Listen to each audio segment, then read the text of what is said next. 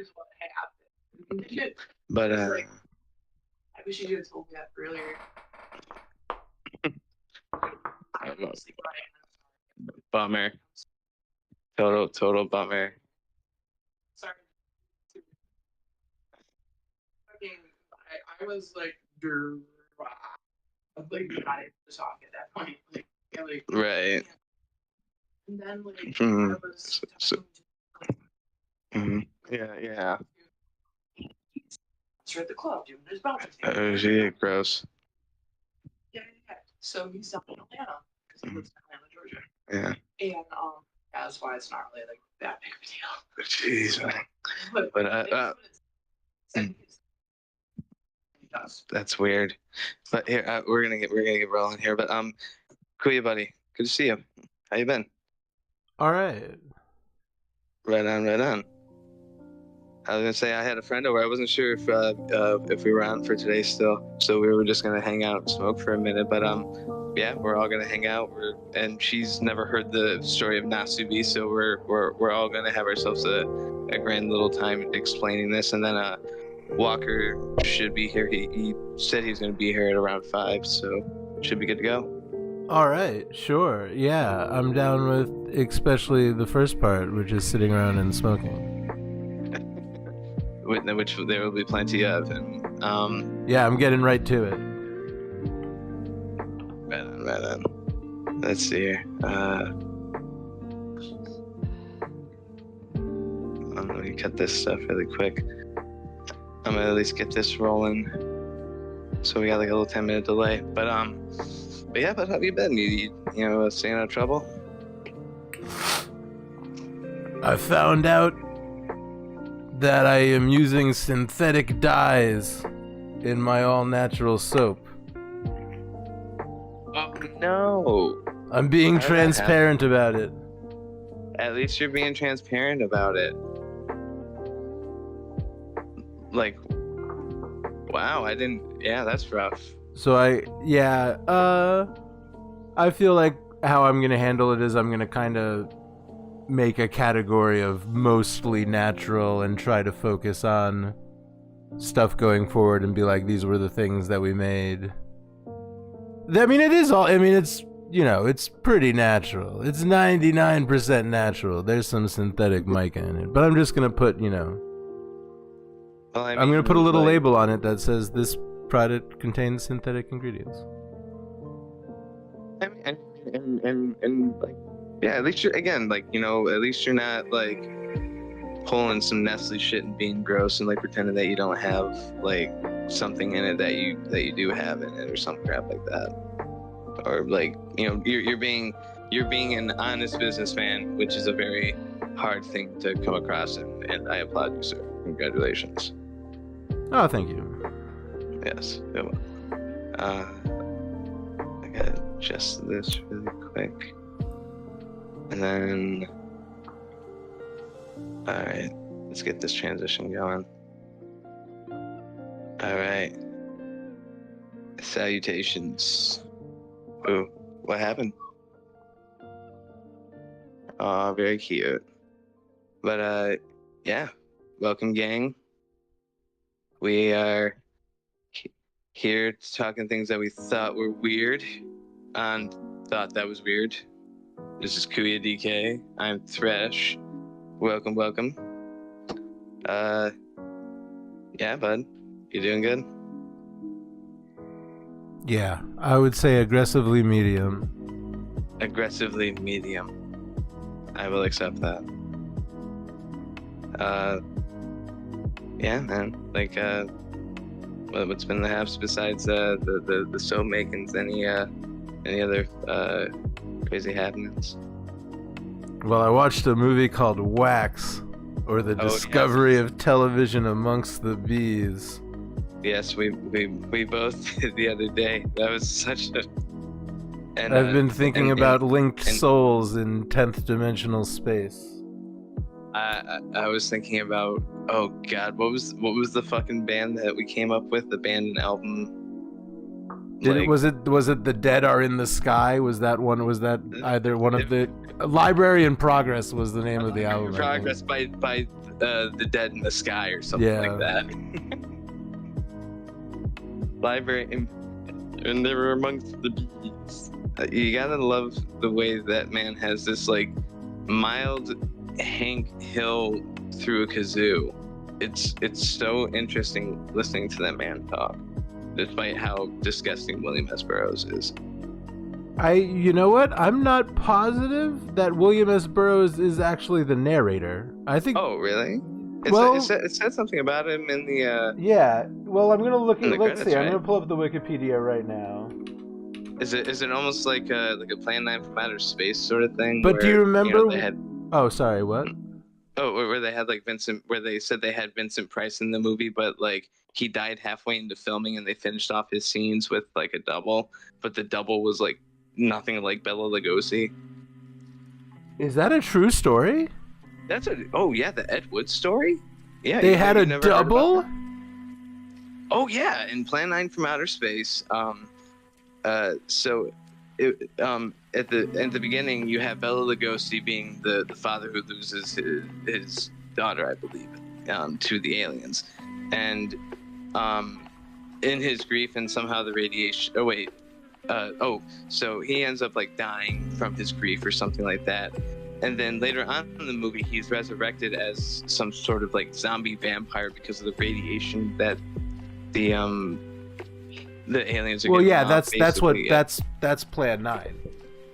Is the radiation causes zombie vampires? Like I didn't think that caused it either, unless you're talking about like Aqua Teen Hunger Force, like reverse vampires, where they crave the sunlight. Oh well, I think this was a very specific and special type of alien radiation that they had. Yeah, that created, and to be fair, I don't recall them being vampires. I recall the dead rising because of the alien radiation, but maybe. Yeah, I believe they. Well, I mean, you had Vampira and Bela Lugosi. I believe and the Bela Lugosi looking character, supposed Bela Lugosi character, like had his cape over his face the entire time. Yes, like, yes. So the bit was that Ed Wood, because Bela Lugosi died mid-filming, basically found this like extra, and he's like, Bella from like halfway up your nose up, yeah, that should work perfect. Get this guy in the makeup and give him a cape to cover his face, and they basically kept filming it, and they kept his name in it, and it was like a big secret for a minute, and then like the family came forward and were like, that's not Bela Lugosi, that's like an extra, and got sued over it, I believe. It is pretty funny. It is pretty fascinating. I did not expect something like that to ever happen. I now that when you mentioned that he held his like cloak over his face, that made like I feel like I have heard that story actually. Yeah, it was it was in the that Tim Burton movie with Johnny Depp. I don't remember. Yeah, that was. Yeah, it was a great movie. Yeah, it is pretty much all the Tim Burton movies with Johnny Depp. But the one with Johnny Depp and was it Bill Murray and the guy who's Principal Rooney and oh wait, no, it wasn't Principal. Was Principal Rooney the same guy that played Lydia's dad in Beetlejuice? Ferris Bueller?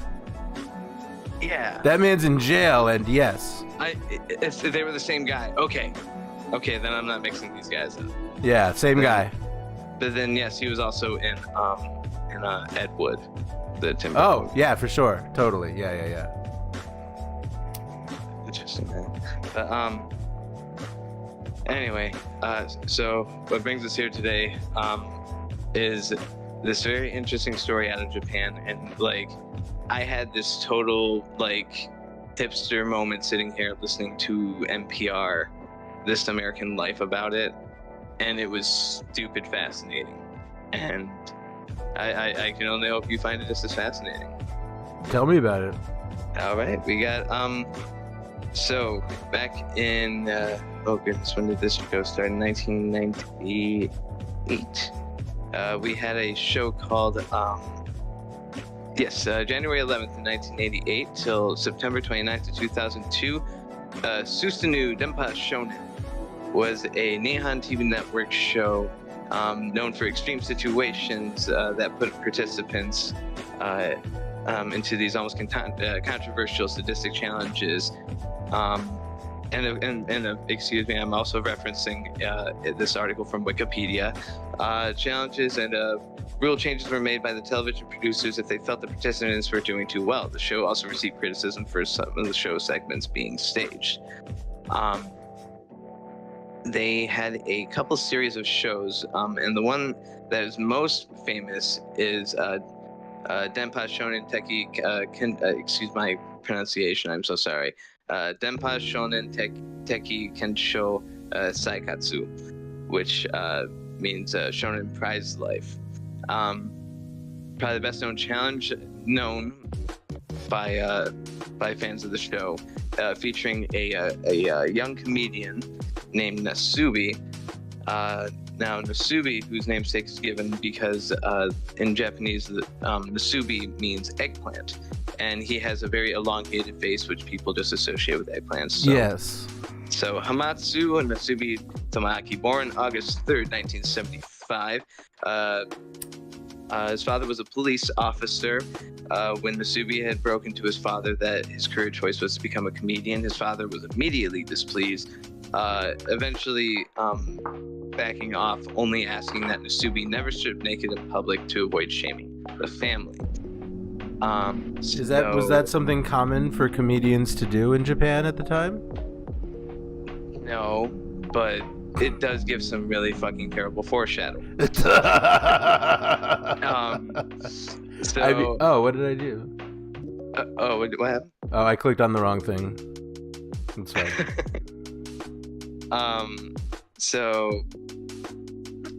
What was it? So he enters the contest, Sweepstakes Live, the Sweepstakes Live portion of Susanu Denpa Shonen, January 1988, where he had won out of a handful of other comedians to potentially start a television show and become famous, according to the producers of the show. Basically, these comedians were given like little balls and were like pulled randomly out of a raffle, and Nasubi ended up winning. And upon winning, he was immediately taken from the TV studio to a van where he was blindfolded and taken to an apartment building. Upon entering this apartment building, Nasubi is unblindfolded and finds himself in this room. It's it was like a 2.5 tatami room, which is not very big. Yes. It had a magazine rack on the left-hand side, and on the left-hand side also had a sink, a small little gas Obstacles burner, in sexy hiking are unyielding. and then in the middle of the room, that makes the game there uniquely was a frustrating. table, and on top of that were a whole bunch of postcards for him to basically sign up for sweepstakes in these magazines that are on the rack in this room. And so the producers explain this, and then they also explain that he has to strip naked and give them his clothes. He can only Yeah, wear and- clothing that he wins in contests. He can only wear the clothes that he wins in the I'm contest. sorry, I don't mean to get ahead of the big reveal. No, absolutely. Please, I'm I'm glad that somebody's getting this and how absolutely frightening this is. So Nasubi basically, he tries his best to, maintain himself, but he's like absolutely confused, and he gives his clothes over, and he's told that he must win the equivalent of 1 million yen's worth of prizes in these magazine sweepstakes, which in US is like 10K. Which, like, think about, like, in 1998, when there's like in 1998 trying to win $10,000 worth of anything is just astounding, especially in Japan, who had been dealing with a major economic crisis around this period. His goal is to win 1 million yen? His goal is not to win 1 million yen, but 1 million yen's worth of stuff, okay. basically. Yes. And then he'll be released? and then he is supposed to be released. How is this legal? That's Japan. That's just how Japan works. He and again he's basically, so he's again stripped naked. He only has a pillow to cover himself. He's given a camcorder and told that every 2 hours he's supposed to record some of his himself, what he feels to be the strong portions of the show, quote unquote. Okay. And then he will send it into the producers, excuse me, to which they will say, like, we're interested in the show, we'll keep moving forward. Excuse me. So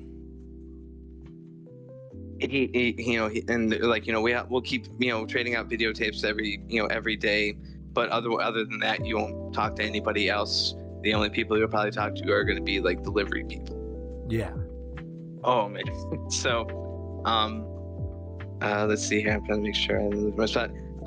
But yeah, again, he's basically told the show's a maybe. He doesn't even know it's even going to be aired, and this just all around stresses him out. So he desperately tries to be as likable and make his quote unquote show as interesting as possible, despite the fact that the show was actually streaming live on the internet and was being watched pretty much every Sunday to the delight of 16 to 17 million viewers. He was completely clueless. Like, you talk about Truman Show syndrome, like this is the pinnacle of that. So he didn't know that there were cameras other than his camcorder. Other than the one that he had, to be like his quote unquote diary in the room. So like the Truman Show syndrome is like in reference to the show, The Truman Show. Have you seen that movie? It's basically the belief. Yeah, it's the basic belief that you believe that that you're under constant surveillance, almost like in a TV show, and that you're a main character in this television show. Also, it's also known as main character syndrome.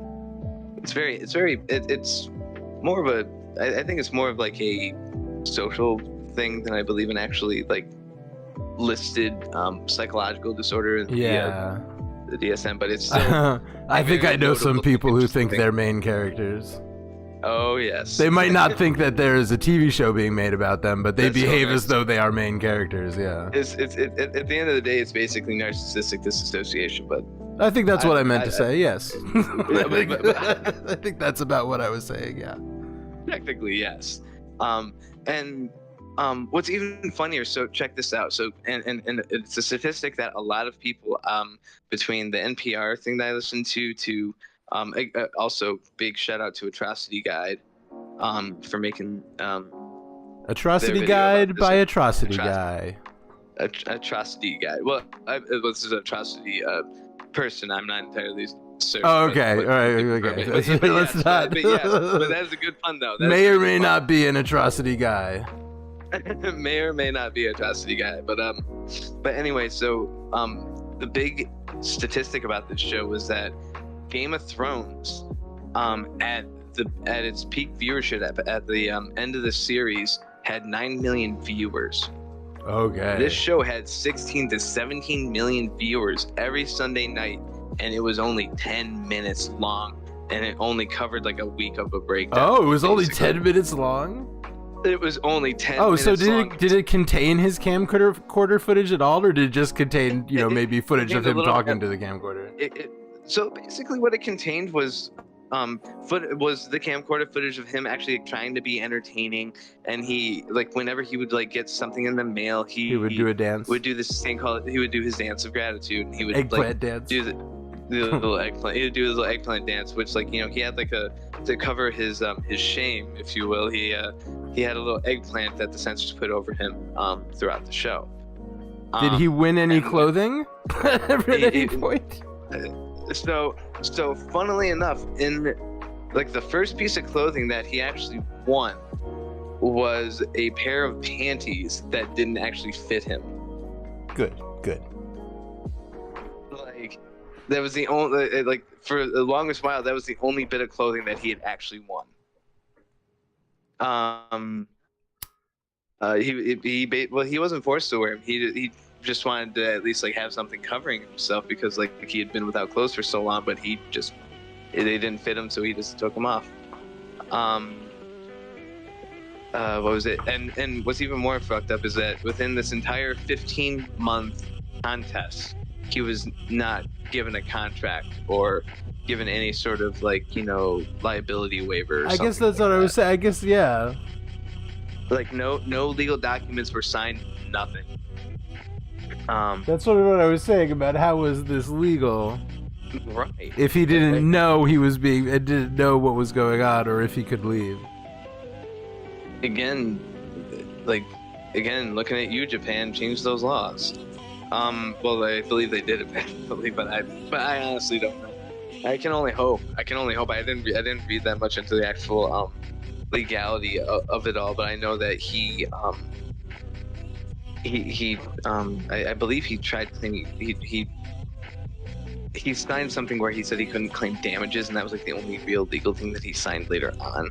But that was only after he had won the contest, I believe. But again, this is from what I believe I had heard. I believe it's not within my notes right now. I will get back to you on that. But that is a very interesting point. That is a very, very interesting point. The legality of all this, it's definitely like worrying.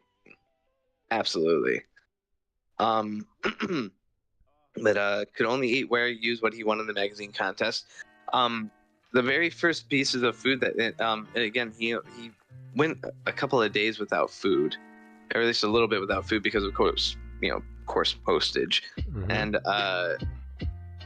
And so the producers would give him like a little bit of bread every day according to him, but like other than that it was like bread and then water from the sink. But he had won some food gel basically after days of starving. What was it? And I had to put this down. Even being accidentally taunted by an accidental wrong address knock from a ramen delivery person. Oh That is no! gotta be the most unsettling thing when you're starving. You hear like ramen delivery, and you think it's you. Oh, sorry, man. Bye. And also he's naked. Did he answer the door nude? Yeah, he answered the door with the pillow. He usually answers the door with his pillow. He has like a particular pillow that he uses. It's his lucky pillow. So why wouldn't he just leave is a very interesting question, actually. So his explanation, okay, for one, he said that there was never a lock on the door, that they never locked him in. They just closed the door. Yeah. And as long it as was you're because- participating in the contest, you're staying in this room. Basically, and with him, he basically said he knew that he could leave any time that he wanted, Yeah. but never left because, quote unquote, I do what I say, All right. according to Natsubi himself on This American Life. Let's see here. Today on This American Life, some shit that happened 30 years ago in Japan. Some really messed up stuff 30 years ago in Japan.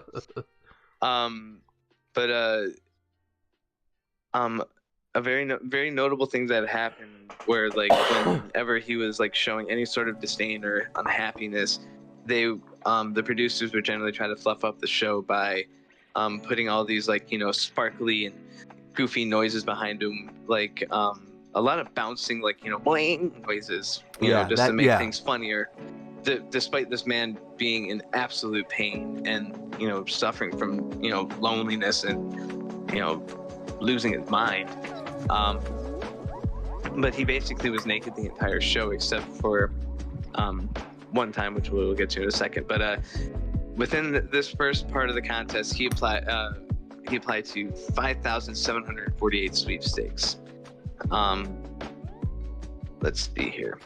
500,000 yen's worth of prizes took about 6 months to receive, and 38,000 entries. And this was and it was within the first 6 months of the show being out, it became its most popular, where it would start getting to 16, 17 million every Sunday.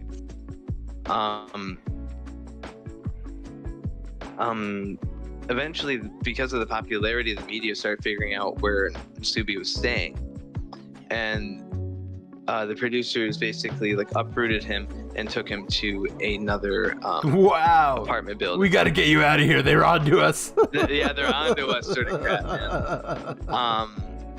They want to come they took interview him- you and tell you you're like- famous. But the same exact setup. And unfortunately, he started having a very bad period of going through without food and winning anything. One period found him going a week without hearing anyone knock at his door. Like how, like the hikikomori, like, you know, stuff that's happening in Japan, like, you know, like that's thinking about being in Not that sort just of situation Japan. is just unsettling. Well, I mean, yeah, but I mean predominantly in Japan. But yeah. The hikikomori, which is like basically a shut-in, doesn't leave. Mostly otaku types, but more often than not, it's just somebody who's severely depressed. Yes. But no, like they really don't leave. Like they don't leave for work. They don't do anything. They barely even go outside to go get groceries. They get everything delivered. There's a very interesting anime about that too, called Welcome to the NHK. I don't know if you ever seen that. Oh, yeah. Oh, it's super good. Love Yeah. that. Love that. By the way, a lot of references to Bob in that show. To what? Bob from the Church of the Subgenius. Oh, really? There's a couple of references in there. I'm trying to remember what they were, but I remember that there's a lot of Bob iconography in there, That makes which sense. is very interesting. One period. You can knock on the door. Man, I want to Sometimes watch you that. can I used to have that on DVD. I got that on DVD. It's such a great show, right? That's a good one. Yeah, it really was. Mm. It was bizarre. He starts he ends up in an MMO. Yeah. His friend's his girlfriend. Oh, that stuff is funny. But And an MLM. And what? And he ends up in a multi-level marketing scheme as well. Oh yeah, that's right. I forgot about that. And he turns into a normie. But instead of helping him in these like dry times, the producers considered that making him move to another room would probably change his luck, which it actually kind of did. They blindfolded him, put him into another apartment, and within the following 3 months, he did an additional 17,000 entries. So out of all the entries going out to and he ends up, winning the campaign. But throughout the entire campaign, like some of the more interesting gifts were about a 10,000 yen gift voucher, a bar of soap, canned spaghetti, but that he couldn't open because he didn't have a can opener. He did. He had a That's bicycle. like fucking. I know some like in the fucking Twilight Zone. There was time. Oh God, there was time. He lost his glasses. Oh man. But he also won a bicycle that he had no room to ride. He had fun with it for like a day, and then he basically put it away. The panties that didn't fit. A 14-inch TV that didn't have an antenna. So and again, kids, this was the time where you had to have an antenna to watch. Yeah, local the channel TV was in stations. the air. The TV was just in the air. I'm a That little darn surprised Nikola we're still Tesla. broadcasting radio. You know what? I think it's vital in Yeah, I mean, in those like weird situations that we don't have internet that's so fragile and what have you. We at least have like radio. or in those situations where all you listen to is the internet. I hear the buzzing of the internet. It reminds me of the bees. Anyway, but let's see, what else did he win? He won a toothbrush and some toothpaste, a watermelon, tickets to see the Spice World movie. Tickets? But he couldn't go, could he? He won tickets to see the Spice World movie, but he couldn't go. So this was like 1998. Yeah, dude, straight. He won a VHS player, along with like a handful of like bicycling VHSs that he would watch on occasion. He also won a PlayStation that he played nonstop for 4 days, but he eventually banned himself at one point because it was distracting him from entering sweepstakes. It was distracting him from winning contests. Because he would starve. I mean, the cat, like, lives off this. What else? He won a tent which he lived in for several days, but disassembled because he didn't have enough room to do his dance of gratitude, and didn't want to spoil his luck or seem ungrateful when he wasn't performing his dance. He won a set of auto tires and like a whole bunch of rice. That's good. That's what you want to win. Oh yeah. And unfortunately, because he didn't have a pot to cook the rice in, he tried eating it raw initially. Oh. But then he figured out, the food gel packets I was telling you about that he ate. He would wash them out, and he would put the rice into the packet with some water and put it next to the burner, and he would let it cook into like porridge. Okay. Which was that was very interesting. Very, very, sneaky way to get around stuff. But he wins the contest, and he thinks that he's like going home. He's given some clothes he's initially not too comfortable wearing, because of just being naked this entire time. But he's blindfolded, and then he's sent to Korea. And he's basically unblindfolded as soon as he gets off the plane, told what's going on. He's given 1 day of sightseeing, and then he's put into another apartment with the same setup, and has to do all the same contest stuff over again. But this time, he has a Japanese to Korean dictionary on the table. He has to translate the Korean magazines to Japanese and win the contest. Jesus Christ. When this was immediately after they told him he had won? Immediately after he had won. He's woken up in the middle of the night with like these little, the little pissant, like, pull pop, like confetti things. Yeah. Yeah, he gets like showered with those, and then basically like, hey, you won, so let's get up and get going. And then he's sent to Korea, where he's put into another apartment like this. But he's basically told that he needs to win prizes in the amount of his flight home, which I forgot what the amount was, but he that's fills funny. he fills out 7,000 entries, and he gets the amount in 2 months, and the producers are pissed. Oh, how long did they expect him to take? They expected him to take a lot longer. They were hoping that he would go for like, at least a few more months, so they can milk this as long as they possibly could. But the producers were pissed, and so basically they very sadistically raised the amount to get him a business class ticket. And then when he got that amount, they told him to get a first class ticket. Oh my God. Oh man, which was like 78,000 yen or something like that, which is like $700 or something crazy like that. I don't fucking know. It was 78,000 yen. Moved over. It was 780,000. It was $780 to fly back home, something like that. But basically, he comes back home, and he's blindfolded again, and he's put into another apartment, and he's just like, what the fuck, man? And so he begins, taking his clothes off, thinking that he's, getting ready to do this shit again. Unbeknownst to him, it's actually a fake apartment in the middle of a stage before a live studio audience. That's awesome. Where they're doing like the final like hurrah. The final hooray, yeah. Yeah. The final hooray.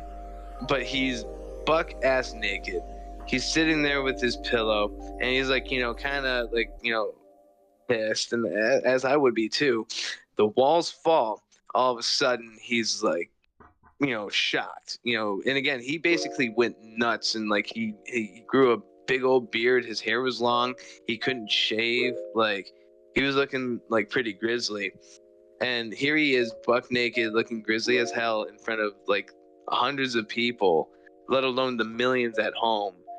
And he could say to the the people, the hosts of the show, who were like going up to him, like saying, or who basically spoke to him like a child, like hey little buddy, congratulations.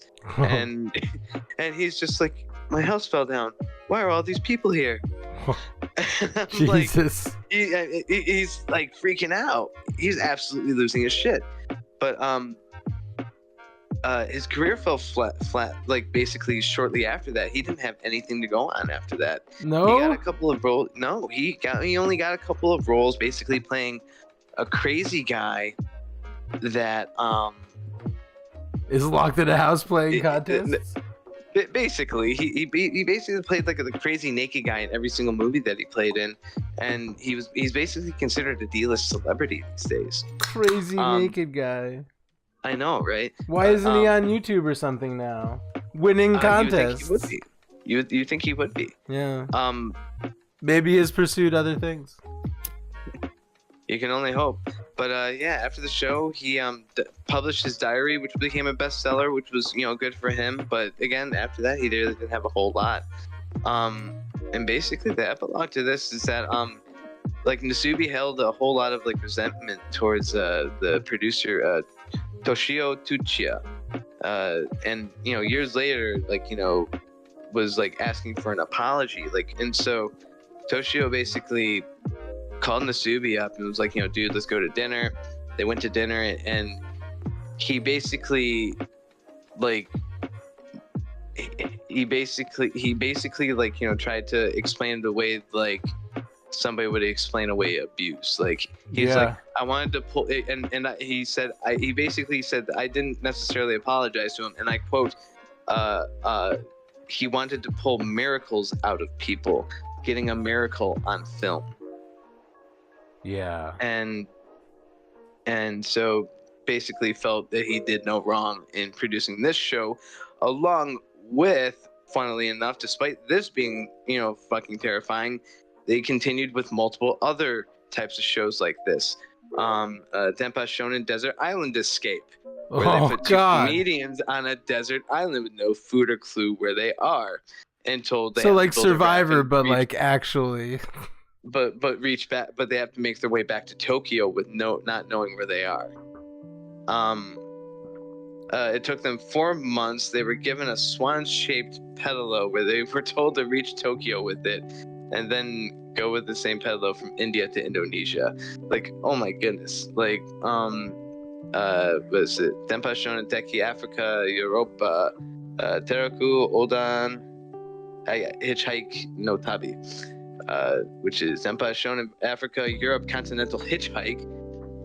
They took some comedians. Hitchhiking across Europe? They basically went from South Africa. They had to go from South Africa to Norway. Holy shit. Yeah. Where they faced starvation, dehydration, harsh weather conditions. At one point in the challenge, one of the characters, excuse me, characters. This is a fucking human being. One of the comedians collapsed in the Sahara Desert, was airlifted to a local hospital for treatment. There's another one where there was a pennant race, Denpa Shonen pennant race. This was basically about the loyalties of diehard like baseball fandoms with the Yomiuri Giants and the Hanshin Tigers, or the Hanshin Tigers. Oh, and the Shinichi Dragons. The contestants would be confined to a single room with a TV that only showed, according to Wikipedia, only showed their team's baseball games. Their faces would also be hidden from the public. If their team won, they would get to eat dinner, and a small portion of their face would be revealed to the audience. If the team lost, they would get no food, and their lights would be turned out, leaving them in darkness until the next day's game. Oh my god! Contestants' favorite team went on a win streak. The quality of the food they could eat would increase, as well as gain public exposure and popularity due to their entire face being shown on TV until their team finally loses. A losing streak would mean that the contestants could go days in the dark without food, and at the end of the season, the contestants win an overall prize depending how well their team placed in the standings. And then they had one where there was like a Stop AIDS campaign where they went to gay bars in London, San Francisco, and Sydney with a hidden wireless microphone to distribute condoms. During one distribution event, Degawa signaled. I don't know why that says that. It seems that was sexually harassed by a man, but the staff of the program did not rescue him. The program was ultimately aired. The program that was ultimately aired has the audio recording of the process of Degawa being sexually assaulted. Degawa later reflected this to be the most horrific location shoot ever in his life. Wow. And there's two other ones where one tries to move landmines from Cambodia. One To do what with landmines? Where they had to remove landmines from Cambodia.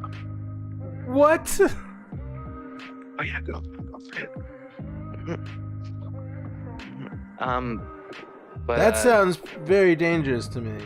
And then they had another one where they, what was it? The Animal Confrontation series, where they had to base off of dangerous animals like lions, bears, crocodiles, mountain gorillas, and the Komodo dragon, Jakarta. Oh my god, do you think it was ever orangutans? Those aren't very dangerous. When I was in the 90s, I recall seeing a Japanese game show on television where men had to stand in chalk squares and they had bananas smeared on their bodies, and orangutans would come up and lazily lick the bananas off of them. Are you kidding? That might have been pornography, I don't know. That is so funny. They also had the men lay in tubs of ice and drink beer, and whoever peed would be the loser.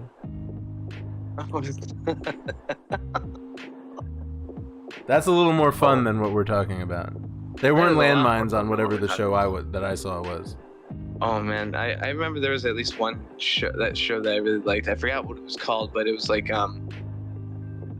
you're in like this Egyptian prince's temple, and you have to like do these like little physical acts to get out of the room and solve puzzles and answer questions. And are you talking about famous parts? Are you sure it was Egyptian? Are you talking about Legends of the Hidden Temple? No. Oh. It was very similar to that. Okay. But it was a Japanese Egyptian. show. They mostly Okay. had like pop stars and stuff. Okay. But one of the more famous segments in it was they had these people stand in the middle of this platform, and they would basically wrap them in like really thin, like breathable silk or something similar. And basically they would wrap them until they answered a sequence of questions, and if they answered them correctly, they would be wrapped up in, over the top of their heads. If they answered incorrectly, they'd be wrapped up all the way. It was a very interesting show. It, very much reminded me of like remember the Crypt Keeper game show, like where they had like the 3D Crypt Keeper head that like would scare the kids. No, I don't remember that. It was a Crypt Keeper game show in the 90s. In the 90s, there was a Crypt Keeper game show, and I got bubble wrap. But yeah, there was a Crypt Keeper game show, and they had like this 3D Crypt Keeper like on oh wait, no, they had the puppet version of the Crypt Keeper, and then they had this like 3D almost Lawnmower Man rendition of in the 90s or the early 2000s. No, this was like mid to late 90s. Okay, I remember because it was like right. Oddly enough, it was right around the time after Bordello Blood. I remember that. All right, okay. Demon Knight was the second movie, right? Yeah, it was after Demon Knight. I think so. Yeah, Demon Knight was the second movie, so it was right after Demon Knight that came out. That's awesome. What you got? What? Eucalyptus. Do you know anything about the like where it would have aired, or who the producers of the Egyptian game show you're talking about, or was that a Japanese? You know what? now I'm gonna look this up really quick. What was it? Japanese game show. Egypt. I've been talking a little bit about the weird sort of things. And even, I'm not even saying as far back as childhood. I'm talking about things that I spent a lot of time doing that somehow didn't really make an impression on me. Like, I know that I would have like flashbacks if I saw it again, but I can barely describe it. And I'm talking about, and that's a category of thing. Like, one example of something like that is I was talking about the first like free-to-play daily login bonus game I played, because I know I played a lot, and I can picture what the gameplay was like, and it was kind of gacha. I think I was earning little characters, and and I feel like stuff like that has just disappeared. But also, you reminded me that there was some game show that was not Legends of the Hidden Temple and was not Double Dare, but featured a really elaborate obstacle course that I recall watching like every day after school. I have no idea what it was called, or if it even existed in this timeline. Are you talking about Guts? No. I don't think it was a Nickelodeon thing. Oh, wasn't it Nickelodeon? I don't think so. Yeah. And just there's certain old DOS games and stuff that I know I'll never see again. Like just certain early memories, and not even early. Like really, whatever the first thing I said was 5 years ago or so. Oh, so I found that Japanese game show is called Torei. Okay. Oh, and I'll send the link in Discord. This is the Egyptian one? The Egyptian-based themed Egypty show. Egypty-based game show, yes. What do you think about Yu-Gi-Oh? Yu-Gi-Oh? Yeah. I like Yu-Gi-Oh! Okay, like I have fond memories of it. I wasn't too into the card game. I was more into Pokemon, but I liked Yu-Gi-Oh! I don't know anything about it except there's Egyptian stuff. Right. How about Moon Knight? What do you think about what do you know about Moon Knight? You know what? I've been trying to read up on it a little bit, and the character seems really interesting, and I want to know, read up on this stuff, but I know absolutely nothing about it. Yeah, the character is cool. I wonder. Like he's a schizophrenic. He's a multiple personality disorder, right? Yes. And that was before the getting enchanted somehow, some way, right? Yeah. He got Moon Knight. Yeah. He got in some kind of deal with a guy named Khonshu. Moon An Knight Egyptian like a guy. really interesting movie. Fascinating. Yeah, I've never seen it. It looks good though. But yeah, again, at the end of the day, that's basically the whole story of Nasubi. He's basically like living as a D-list celebrity right now. Doesn't really have a whole lot going for himself. Yeah, and you really got to wonder the human rights violations, the legality issues within this show, let alone the kind of unapologetic, unabashed nature of the producer of that show is just shocking. I got no other word for it.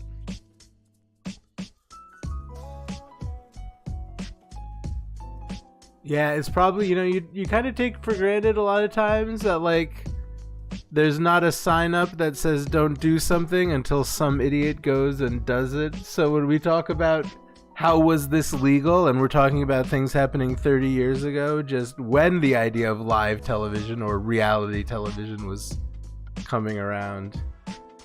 Right. There's a reason why you have to sign 20-page contracts. Absolutely. And nowadays. Especially after didn't somebody die on Fear Factor? In the 90s, you could fucking lock a man in a room and not even tell him what was going on. Just say it's cool. You'll be on TV if you don't leave. Wow. God, what was that show? Did you ever hear about that? I don't know. The only thing I know about reality stars dying, has to do with there's one that's Celebrity Rehab, and some of them have died later on. You know what I mean? Because they did not rehabilitate. I'm not sure about anyone dying on Fear Factor, but I'd love to hear about it. It sounds weird. I think I Did heard Joe something Rogan about- feed someone a poisonous spider on Fear Factor and kill them? No, he gave him a whole bunch of mescaline and put him out in the desert. No, he did And, not. And then No. and then he slid down a slip and slide We're covered in getting. arthritis. This is it's not. What is it's called? This It's, Just so you know, I personally am not like saying that Joe Rogan actually did this, but no, you that's believe not it? the lost episode of Fear Factor. Where he gives- in all honesty, I thought it was a JRE episode. I'm too scared to take mescaline. All right, you're gonna take some mescaline and you're gonna go down this slip inside of ivermectin right now. He was probably But- like, "You're gonna." All right, so first of all, we're all gonna take mescaline. It's gonna be extra fun, and then I'm gonna have you run out into the desert at night, and there's some guys dressed in bear suits. Mashed up bathtub with mashed potatoes. Oh, that sounds like fun. But so what was I gonna tell you? Average. I believe the show was called Average Joe. I'm gonna have to look this up. But Average Joe. Yes, Average Joe, American TV show. Where's the Wikipedia article about this? Give me. Is an American reality television show broadcast on NBC, according to Wikipedia. Excuse me, I always cite my references. Beginning in 2003, there were a total of 4 seasons. The first 2 following the original show premise, and the last 2 bringing back contestants from prior seasons. Basically, oh wait, no, not Average Show. Actually, no, it wasn't Average Show. Wait, that's not the right show. No, it was a different show where this guy, he ends up like in this like sort of like live action bachelorette sort of situation, and then and he like makes friends with all these other people on the show, and it turns out that the entire show was like scripted and all the people around this guy were actors, and he had no clue. So like all of his friends like were actually people acting like his friends. Again, another very Truman Show moment. This I don't was remember an that show. American show. This was an American show. All of his friends were actors. All the friends that he met on this television show, all of the women that were attracted to him, all the women that anybody that like hung out with him on that show were actors. They were improvers. And they basically like went along with the show and basically ran the story along according to whatever the producers wanted to do with the show. And this dude had no idea. Joe Millionaire. I don't know. I forgot what the name of that show was, but like it was like it shows like the depth of like what people are willing to watch on television. Like watch a man absolutely like watch somebody actually have a human to human connection, and watch it absolutely dissipate when they realize that they're actors. Bizarre. It is way bizarre. But anyway, man, I was gonna say, so yeah, that's Nasubi and that's all that jazz. Like yeah, that's all I have for today. Like did you have anything to share or toss in? Let's see. So I know we're gonna talk about Wax next week.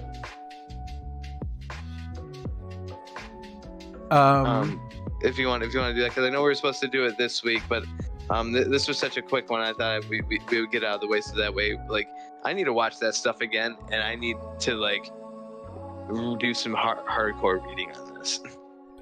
Well, you know what? There's not very much to read, and Really? you know what? I didn't. There is a 30-minute long YouTube video that is a sort of review and dissection of what it is or may be about. But there's not. I expected that there would be more speculative writing about, what it may or may not mean. Or honestly, I kind of expected that more people. I expected this to be discussed more on the internet. I'm surprised, and maybe. It's a very weird movie, and the fact that like even if that's not William S. Burroughs talking, like. Well, this is what we're gonna do. Yeah, I'm gonna do play a little bit of him speaking right now. All right. Let's say you win the first game of your parlay, and you're not sure about bet number 2. Here. Man, let's get out while it's still good. It's past See, our bedtime. Let's go to sleep, winners. Bet $5, get $200 in free bets. Oh, what is this? FanDuel, What is the link? official I sportsbook will. of the NBA. Yeah, here it comes. Dead Souls. This is sort of a film idea loosely suggested by sci-fi book. Yeah, this was not him in that. Think so. So he has a so whenever we saw him on screen, he must just have had a cameo. I don't even know if he was paid. Let's find something that is more just him talking, because he has a very southern accent that doesn't sound like that B guy. Profit from things And he was old as Yeah, shit by the that's 90s. unpleasant or boring Yeah, that's why I to thought so someone too. else. Like that's why I thought it was very weird that like Material for writing. he was very reclusive And at I that would point say too, that so the that made sense to me. experience I had But- as I almost feel like I almost concentrated wish that it was him, read but it really books like Naked the Knife. film must be the I think the performance. What it says on Wikipedia here is that Blair performs in the film. David Blair is the filmmaker. Yeah. Right. No And matter it says, which additionally features a cameo by William Burroughs. But this is not. what they say. This is not the voice that I've- narrated that I've- film. The damage to health. I didn't see him. I mean, this is a real Southern gentleman. I don't know if I should use that word to describe William S. Your Burroughs. soul. But he's got that twang. Yeah. No, we'll read one of the early authorities like De Quincey. For one thing, he would never live to be 72 unless he had taken opium because he had he's not- he- tuberculosis.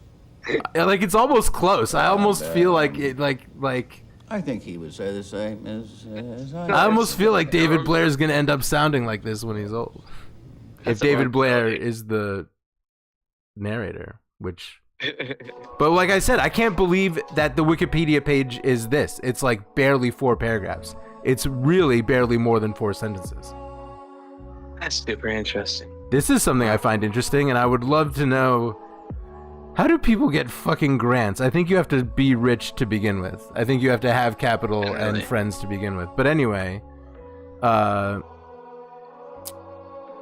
and Waxweb is something I want to, yeah. Anyway, Wax, or the discovery of television amongst the bees, and Waxweb have been supported by substantial grants, co-production, and international sales. Right, but grants for this project include 3 awards from the New York State Council for the Arts, which I imagine he must have received before making it.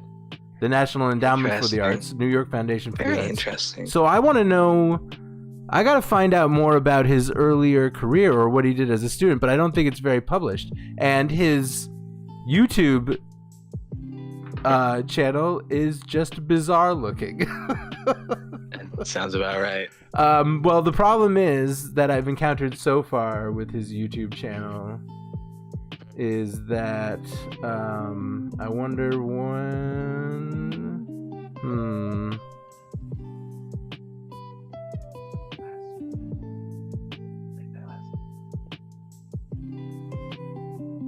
Oh, here we go. Okay, yeah. So, first movie on the internet on YouTube, I encourage people to take a look at. But he has some project going on that he has translated into many languages.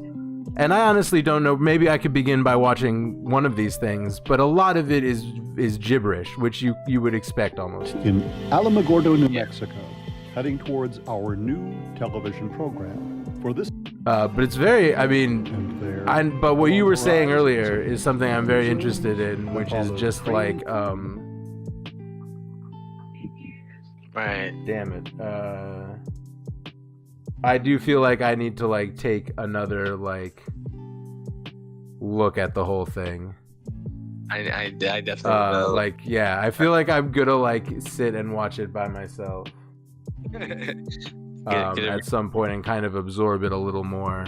Oh, but also no, that's right. I wanted to look at the bees. He does sound a lot like Carl Sagan or Kermit. Who's Kermit? Yeah. Jim wasn't Jim Henson. Henson Kermit? Yeah. Oh yeah, Waxweb. So there is some type of interactive.